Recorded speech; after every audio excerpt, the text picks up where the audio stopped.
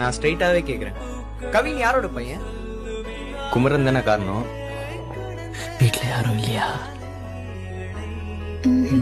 இல்ல. ஓ, அப்போ லவ்ன்ற பேர்ல எல்லாமே பண்ணிட்டீங்க. நமக்குள்ள அப்போ நடந்தது ஃபர்ஸ்ட் இல்ல. இப்பவும் சொல்றேன், இந்த உலகத்துல கடைசியா எனக்குன்னு ஒரு அன்பு உண்மையா இருந்துச்சுன்னா அது அவ ஒருத்தி மட்டும்தான், அவ மட்டும்தான்.